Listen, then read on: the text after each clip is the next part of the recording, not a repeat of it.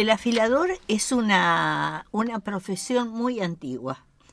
Esto fue por el siglo XVII más o menos, se originó en Galicia, España, y de ahí enseñaron padres a hijos, porque esa profesión va yendo de padres a hijos y así, llegó a Argentina, como a otros países. Afilando cuchillos y tijeras. Sí, cuchillos, cuchillas, Sí, tijeras. sí. Usaba un chifle muy especial. Sí. Que era hecho de caña. Los primeros fueron hechos con cañas. Y luego, ahora en estas épocas, se hace de plástico. Pero tiene una musiquita muy especial. Especial, la música del Es afilador. una música muy especial, una melodía especial. Sí. Bueno, el afilador... Reconocible por todo. Sí, sí. Bueno, el famoso chifle que usaba el afilador se llamaba... para la profesión que usaban ellos, había nacido en Orense, España, y se llamaba flauta de pan, chicas. El chifle era usado mucho y después ya ahora se hizo muy popular cuando anda el afilador. Generalmente salían en bicicleta, generalmente, y si no, la otra que llevaban como un carrito en la mano, porque tenía la rueda grande para dar vuelta a la piedra. Una piedra. Una Y piedra. venían de Rosario. Acá No Roldán había- venían de Rosario, no había generalmente. Roldán. No. El que salía de bicicleta generalmente era la zona del entorno de su vivienda, digamos, de su casa. No iba muy lejos, porque con bicicleta podía venir a los pueblos vecinos o ciudad vecina, pero no a otro lado mucho más lejos. Y ya digo, vuelvo a repetir, que la profesión era de padres a hijos, le enseñaba. Usaba una bicicleta en la cual se levantaba la rueda trasera y ponía una polea en la cual empezaba a dar vuelta la piedra. Lo que llevaba él era herramientas, que era el martillo especialmente, porque el cuchillo, a veces venía esas cuchillas con el mango de madera y los remaches estaban flojos.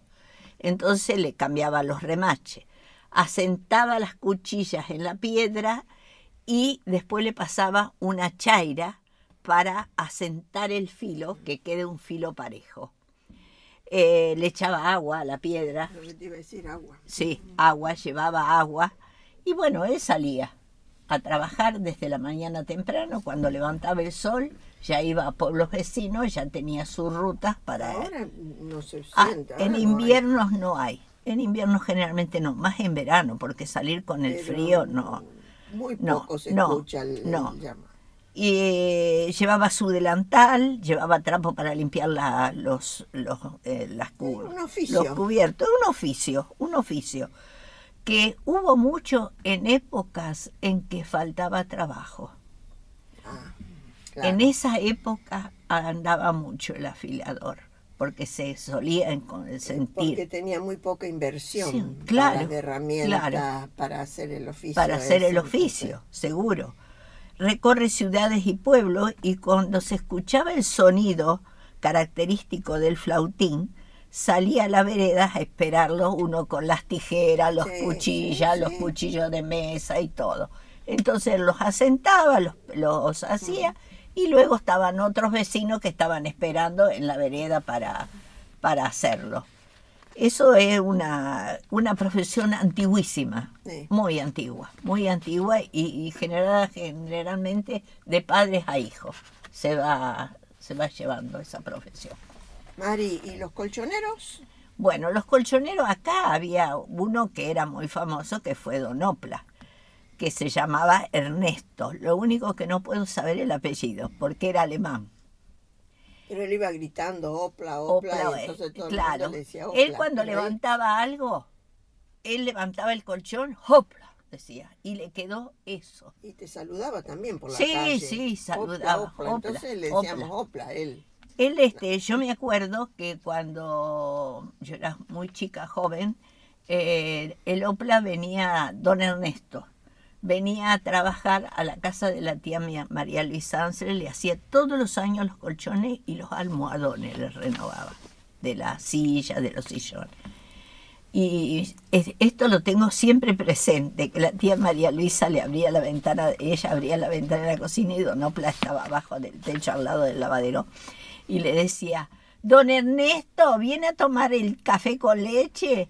Y sí, ya voy, doña María Luisa, le decía, así gritando fuerte, sí, porque era de gritar. Era un hombre muy alto, muy grandote, colorado, grandote, muy rubio, sí, de ojos claros. Ojos claros, alemán. Era bien alemán. Bien alemán era. Personaje fue. Sí, don Ernesto. Bueno, escardaba la lana. Sí, tenía la máquina, escardaba la lana, la abría, porque siempre la lana se hacía bollo. Se apelmazaba. Sí, se hacía bollo, hacía bollito. Entonces él con su máquina iba y venía y ponía la lana y eso tenía clavos arriba y clavos abajo, claro, que se entrecruzaban. Entonces él, al mover esa especie de hamaquita que tiene la máquina de ellos, abría la lana y se hacía bien abierta para poder hacer el colchón. Claro, el colchón era de cotín. De cotín. De la letra de esa tela especial, y él los desarmaba y los armaba, los dejaba nuevo. Y si tenía que cambiarle la funda, se llevaba a la casa la funda y la cosía y después la traía y la hacía. Sí, un oficio. Era un oficio de él y era muy buen colchonero. Vos tenés otros nombres. Yo tengo, vos tenés nombres. Sí, dos mujeres. Sí. Una es la mamá de Taqui Láscares y otra era mi abuela, Ana María Tonela de Florián, que eran colchoneras. Mi abuela generalmente le hacía los colchones a la familia del doctor Renz. Sí, hay que tener en cuenta que era un oficio que le daba trabajo porque como mínimo cada 2 años los colchones se tenían que renovar. Y sí, desaparecen con los colchones sintéticos, pero si vos tenías colchones de lana, cada 2 años tenías que hacer ese trabajo que describieron ellas. Entonces, en un pueblo tenías trabajo de ese. Sí, don Ernesto tenía trabajo en varios lados, tenía. La tía María Luisa lo hacía todos los años, te digo. El nylon, el plástico. Eso terminó con la goma espuma, terminó con con oficio. El colchoncito que era calentito, porque como era de lana, era más caliente, ¿viste? Tenía más calor. Y sí, era lo único que había. Sí, las almohadas lo mismo. Sí. Y después sí, ese trabajo variaba el precio de acuerdo a si era un colchón de cama grande, si era de chico, si era con los bordes que tenían, porque había colchones que tenía todos bordes alrededor. Sí. Bueno, eso era normal. Y después cosido y los botones y los botones en el capitoné. El capitoné que le hacía. Claro, ese obviamente salía más. Sí, pero generalmente lo hacían siempre porque era lo que hacía que la lana no se moviese para las puntas. Vos lo podías dar vuelta tranquilamente y lo agarrabas del borde y lo dabas vuelta así y era fácil. Claro, por eso también era pesadísimo. En el caso de las mujeres, yo lo que recopilé es que necesitaban cuando tenían que llevarlo otra vez al lugar, porque ese trabajo se hacía en el patio generalmente de las casas. Sí. Donde no hubiera viento, que no volara la lana, se cubrían porque eso sacaba todo, cuando removía tierra de adentro del colchón. Un polvillo. Entonces, era un polvillo que la lana normal lo trae, la lana de oveja. Y el problema era, una vez terminado el colchón, llevarlo al lugar donde él se lo sacó. Entonces, como era pesadísimo, en el caso de las mujeres necesitabas ayuda de otra persona que lo pudiera levantar. Y de ahí decían ustedes del grito característico de este hombre, porque él solo lo hacía, tenía fuerza. Él tenía fuerza, porque era alto, era grandote, Don Opla. Él saludaba a todo el mundo, yo lo recuerdo en bicicleta. Opla. Quiero agradecer, porque en el caso de la última actividad, vengo de una ciudad grande, no conocía que había colchoneros.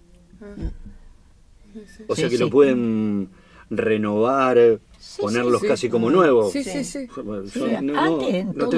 En todos lados había, el colchón era de lana, después ya cuando empezaron a venir la goma espuma y demás, entonces ya el resorte. Bueno, pero el resorte tiene un poco de lana dentro, el colchón de resortes. Y con respecto al afilador, me hicieron recordar y retroceder 40 años, en Rosario se escuchaba mucho. Ahora, cuando yo vine aquí a Roldán hace 11, le pregunté a Héctor Cardos y me contó que él no conocía a nadie que afilara. Entonces, lo que vos decís del verano, quizás si vienen de Rosario. Sí, venían de Rosario. La mayoría venía de Rosario. Y tenían, fíjate que está vinculado con la desaparición de las grandes modistas, porque las mujeres le entregaban las tijeras que para ella eran parte del cuerpo. La monita y los sastres. Y los sastres, claro. Y otro eran los carniceros. Que las cuchillas se las hacían afilar. El carnicero era uno de los clientes más. Claro. Porque, viste, por más que yo lo chaireen o lo pasen en la piedra, el carnicero, no es lo mismo que pasarlo en la piedra del afilador. Y que le da el formato. Es raro entender, porque la verdad que nosotros como una ciudad pequeña que tenemos la posibilidad de tener lotes, sería un oficio que andaría bien, tendría mucha demanda, porque nosotros necesitamos, por ejemplo, afilar la tijera de podar. O la cuchilla de la máquina de cortar césped. Sí, también. Y no hay. No hay. Chicas, ¿algo más para agregar? Sí, podemos hablar de los carboneros del pasado, que tenemos muy pocos datos. Lo único que se compraba a granel el carbón, se traía en camiones, supongo, los traía algún vagón de tren, y se embolsaba en bolsa de arpillera o de cartón, porque no había plástico. Pero después no tenemos muchos datos del pasado de ese oficio, pero digamos que ahora se compra en el supermercado la bolsa de carbón. Y antes tenías que ir especialmente a alguien dedicado a vender carbón. Uno de los que vendía era Bertozzi y los hijos también. O el hijo. Sí. Pero no tan en el pasado, digamos. No, más en el presente. Y otro de los oficios que encontré perdido eran los tacheros, en la que pasaban casa por casa para arreglarte ollas, pavas y todas piezas de cocina.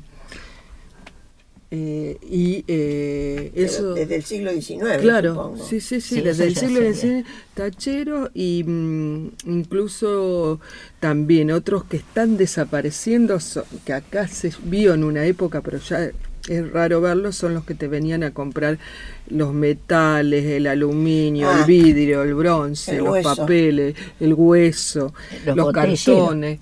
Claro, que ahora están reemplazados por la gente que va remueve la basura y le da utilidad, los cartoneros actuales. Que le da utilidad y con eso sobreviven. Todo lo que teníamos patio guardábamos hueso, vidrio en montañas, porque después se vendía. Pasaba alguien comprando. Uno de ellos era don Diego Ávila. Claro, y tenían también el como grito. Un chatarrero, pero no se llamaba chatarrero, porque no era chatarra. No. Se guardaban todos los huesos, los huesos no se tiraban. Los huesos, las botellas, vidrios rotos aparte, pero se hacían las montañas, había montañas. Distintos metales. Y los papeles y cartones. Y pasaba alguien, era una forma de reciclar.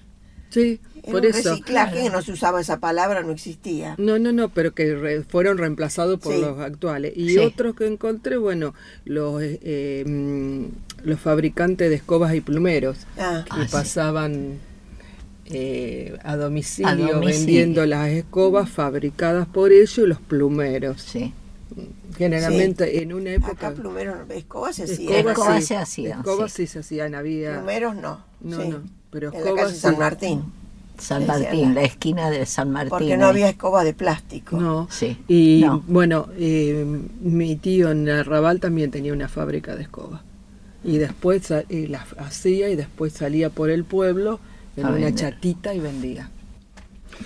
Niñas, ha sido un gusto y un placer que estén Gracias. nuevamente aquí en Radio Mañana los lunes y será hasta el próximo.